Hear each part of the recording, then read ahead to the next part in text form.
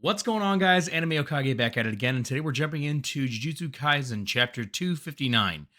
It's not a super long chapter, it's not like a ton of things happen, but what does happen is very important. We start off the chapter going to a flashback whenever Yuji was training to use blood manipulation. He's working with Kamo and Choso. As we heard before in a previous flashback, Choso is not a good teacher, but Kamo is. He may not be as powerful as Choso, but he understands the workings of blood manipulation much better, so he's able to explain it and actually teach it, where Choso works more off instinct. Also, Choso is more of an aggressive, offensive kind of sorcerer, where Kamo is more of an all-arounder. So he actually points out the importance of Yuji learning how to use blood manipulation to suture his wounds and complement his RCT rather than using it to learn blood manipulation attacks like Supernova. Don't get me wrong, Supernova has its place and blood manipulation attacks have their place. But in this particular fight, Yuji's ability to attack the soul is going to be much more important, and he's going to have to know how to heal himself throughout this battle, given Sukuna's high offense and high cutting abilities. In the next panel, we jump back over to present time to where we're finally getting some exposition on Fuga, or Kamino as we know it's called now. Now, I love how we're kind of starting to paint Sukuna's curse technique because he can only open the furnace doors once he has used successfully cleave and dismantle. So if you think of it like a cook, he has to prep his food first before he can cook it. Just like you would a chicken breast, you need to cut it up and prep it before you actually start to cook it. A lot of people can cook a chicken breast otherwise. I understand how that is doesn't make that much sense. But a lot of meats and everything for dishes, you're gonna have to cut them up in order to add them to the pot. The narrator goes on to tell us that Kamino, or furnace doors, or just furnace, are normally very slow moving and don't have incredible range. And also, he can't use it on multiple targets that are outside of his domain. But we know Sukuna, Sukuna Kaisen by now, and he used a binding vow. Go figure. If Sukuna gets in a corner, he's going to use a binding vow. He's going to get out of it. We can never win, and the cycle continues. It's looking a little bit better after this attack, but still, it's ridiculous. It seems like any time that he is in a bind, he just uses a binding vow. And it's not like he gave up a lot. Usually it's kind of the law of equivalent exchange. Like, you have to give up something of importance to get something of importance. He doesn't really give up much here. So it says that he is compromising the range and the scale in which it goes off by putting it inside of a closed domain, because usually his domain is open. This is the same attack, by the way, that took out Maharaga in one shot. But this one, he is making sure that he can hit multiple targets because everyone on the field that's against him right now. He is basically creating a big giant pot that he's going to cook everyone in at once, because this attack does utilize heat plus compression. And that's how it makes its super devastating, burnt to a crisp in a moment kind of attack. So he's got Maki, Ino, Choso, Yuji. Anybody else in there that I'm forgetting, please let me know in the comments. We cut back over to Rame and Hikari, and also, that's one of the longest fights going right now. They have been fighting for a ridiculous amount of time, and we haven't got to see any of it. Not even a snippet. It's just they're both over there doing their thing. They're probably having coffee, or they're probably just hanging out and both just waiting to see what happens with the main fight. Either way, it's ridiculous. They weren't going to do anything anyways. They could have just sat off to the side and didn't have to act like they're going to fight. Interesting, though, because we get another reference to Gojo, even though Gege probably... No, he meant it. Absolutely meant it. There's only one way you draw this face. He drew the I'd win face whenever drawing Ururume and put, "This is our victory."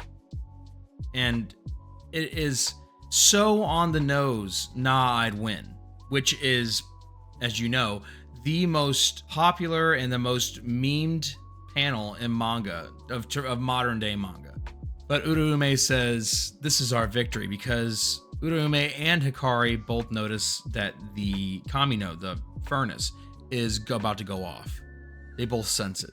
And we can see the potency of this attack. So it's a thermobaric explosion, and it is creating decompressing shock waves. So it's done in a completely pressurized vacuum. And this is just amplifying explosions almost. It looks like tenfold. It looks like a mini nuke went off in Shinjuku. And I'll say it again, this is the move that took out Maharaga. But since he was one singular target, it wasn't at this kind of compressed density. Also, the speed and this range. Also, Jogo is someone who fell victim to this as well. Probably not at this level of destruction, even though he's a disaster curse. It's going to take a lot to take him out. But it didn't look nearly as powerful as what happened with Maharaga, and it doesn't look even a fraction as powerful as what this one is. And it seems that the conditions had to be met for this. And it seems that the conditions had to be perfect to be met for this, for Cleave and Dismantle. And also, he couldn't use it against Gojo because Gojo had Infinity. So these attacks wouldn't have the potency, and also it would expend too much curse energy in order for Sukuna to use it properly and to use it to effectiveness in that battle. That's the explanation that we get of why he never used it against Gojo, and also because he had to keep altering the size and range of his domain over and over and over again, like the specifications of it, because he was fighting very distinctly against Gojo as he wouldn't fight against anyone else. So it says that he had to seal away his flames and keep the furnace cool. And even though there's a giant fireball of a sun being exploded in Shinjuku right now, Yuji seems fine in the next panel. And we see him looking up at Choso. And this is one of the moments that we all feared, the death of Choso. We get Yuji looking up to Choso in disbelief, saying, "You can't do this." And Choso, accepting his fate, simply is telling Yuji, "I'm sorry I couldn't be a better teacher. It's kind of just instinct for me. I don't know how these things work in depth, but I'm so sorry I couldn't teach you." And as we see Choso begin to get burned more and more by the flames of furnace, we see a black ball barrier of blood in the middle of the field. And you can see that it's getting hit with the flames of furnace, and you can see that it is withstanding it. So to kind of like survive this big of a explosion and this big of an attack, we know that Choso is putting everything he has into holding this barrier for Yuji. And that's when we're transferred over to that soul realm where Choso first saw Yuji in his memories, along with his other brothers, the Death Moon paintings. And as they're sitting at this nice picnic table in a field, a serene scene in the middle of peace amongst all this battle, all this death and destruction, Choso starts congratulating Yuji on learning reverse curse technique faster than he ever could. And Yuji tries to brush it off, saying that Sukuna is the reason why he could use reverse curse technique. Since Sukuna used it multiple times before within his body just learned it naturally. And Choso just cuts him off. And he says, "It's normal for a younger brother to get better than his big brother." This is already getting emotional. And Yuji said, "There's no good reason for you to leave." And Choso says that, "Well, I need to go apologize to Tsukumo."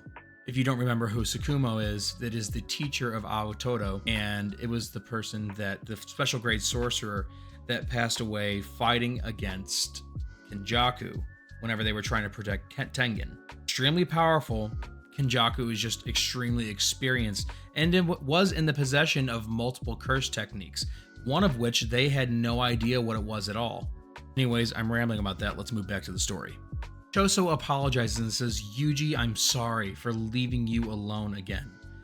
And Yuji, realizing that this is most likely the last moment that he gets with his big brother, says, "It's okay, because you were there when I needed you most, and that's more than enough." Choso looks a little shocked by this and says, "Is that so?" And we get another flashback even further into the past, what we've never seen before. We actually see Choso whenever he was a death womb painting with his brothers. And you hear one of his brothers say, "Are you there, big bro?" Choso comforts the other death wound paintings by saying, "Yes, I'm here." And they say, "I'm so cold, brother." He says, "It's okay. Let's talk.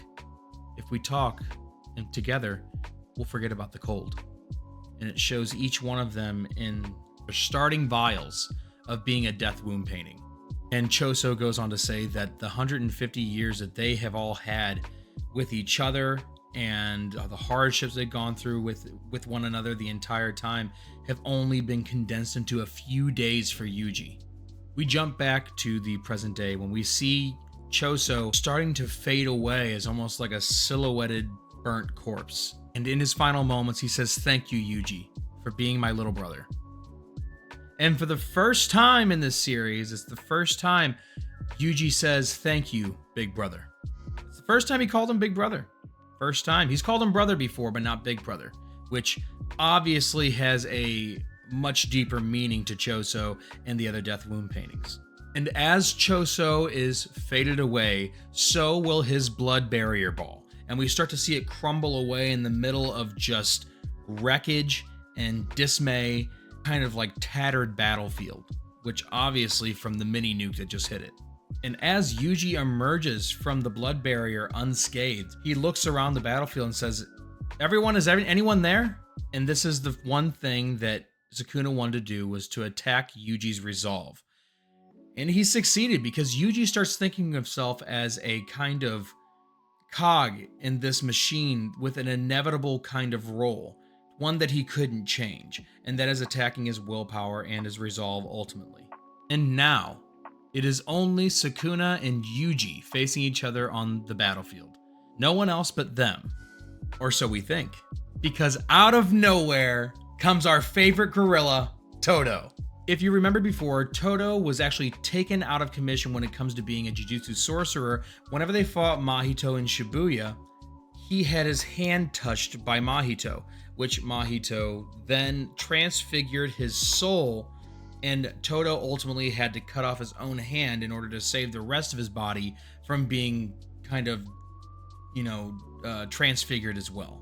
But in cutting off his hand, he loses his ability to enact Boogie Woogie, which Boogie Woogie is a technique in which Toto is able to clap his hands and switch places with anything that has a cursed energy output or has cursed energy imbued on it.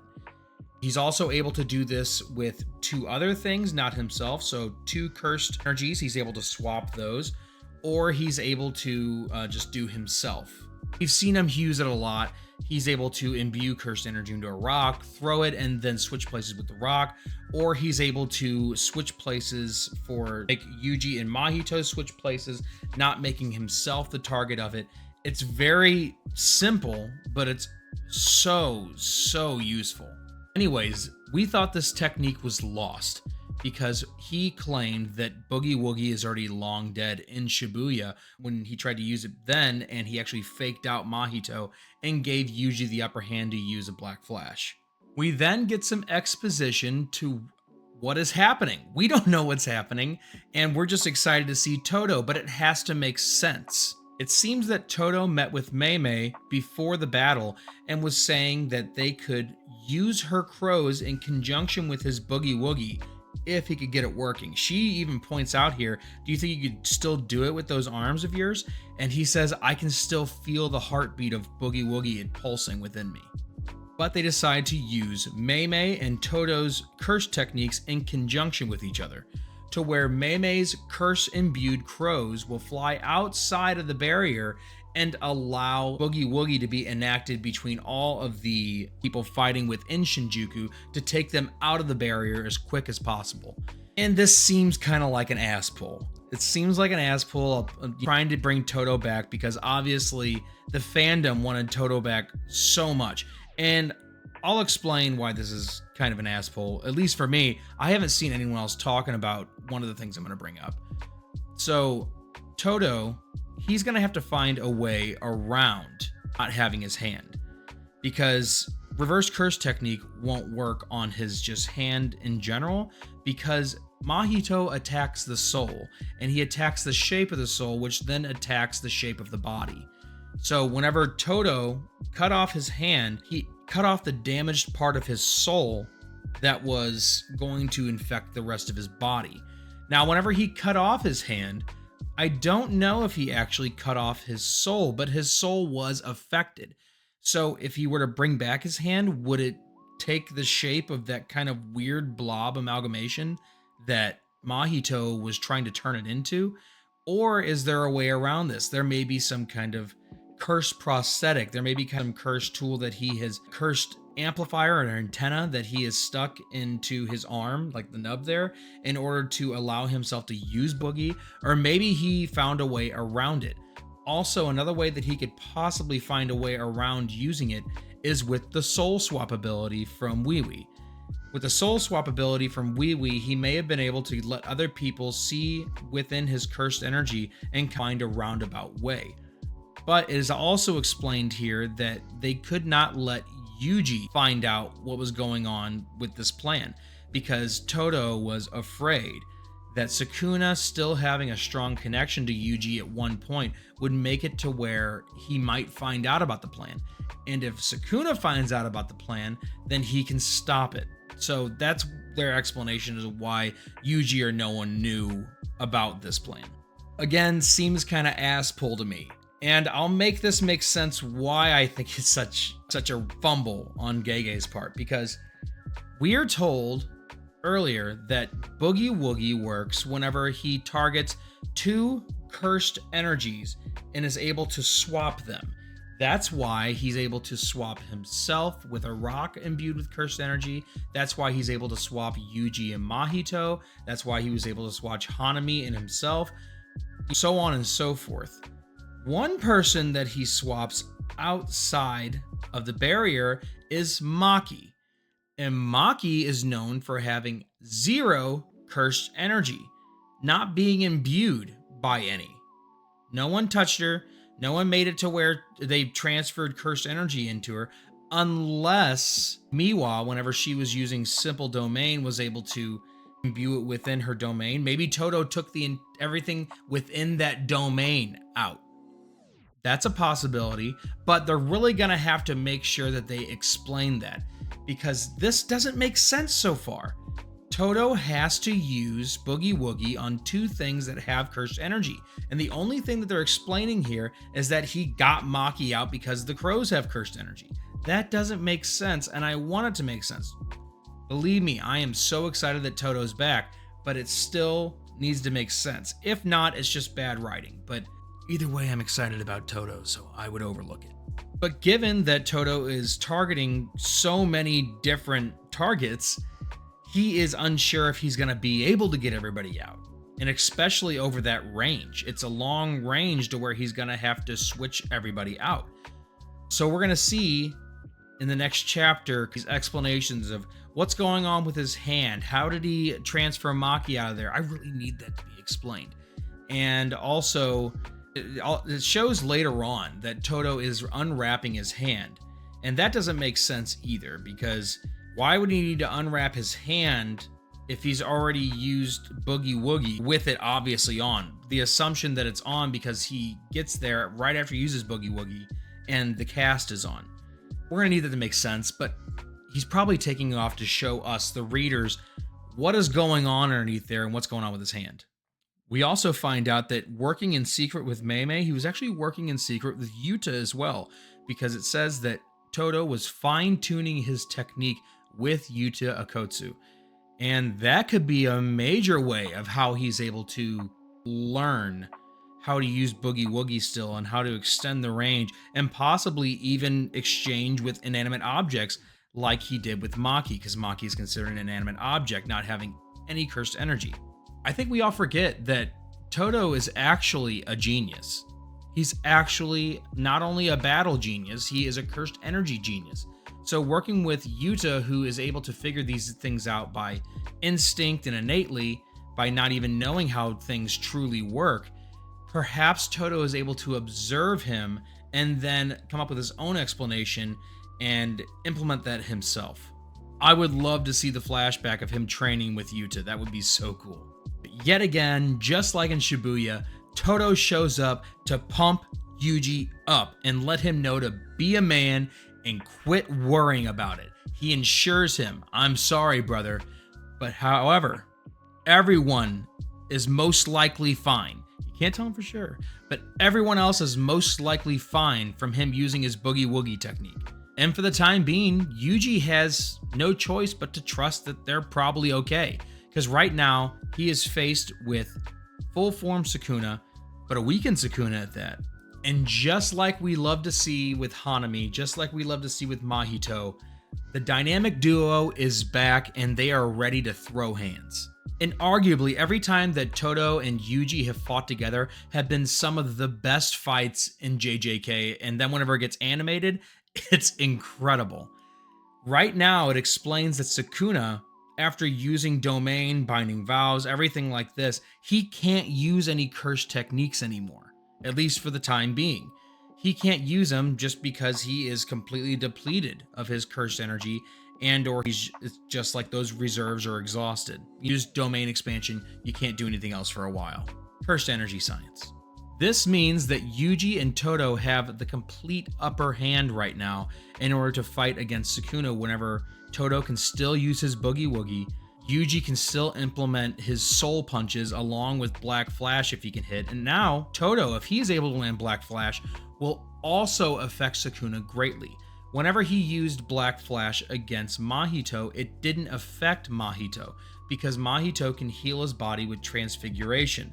Yuji's affect Mahito because whenever he attacked the soul with his Black Flash. There's nothing against hurting Sukuna's body even further in here though too now. The boys are back in town and they're about to throw hands. I cannot wait for next chapter. It's going to be incredible. I don't believe there's another break. And I want to see what happened with Toto's hand. I want to get the explanations on everything. I am so hyped. And if you guys called anything in here, if you guys are excited about anything to show up, please let me know in the comments. Drop them down below. And as always, thank you guys for tuning in. I absolutely love getting to do this every week for you guys. And I'll see you next week. Enemy Okage. See you later.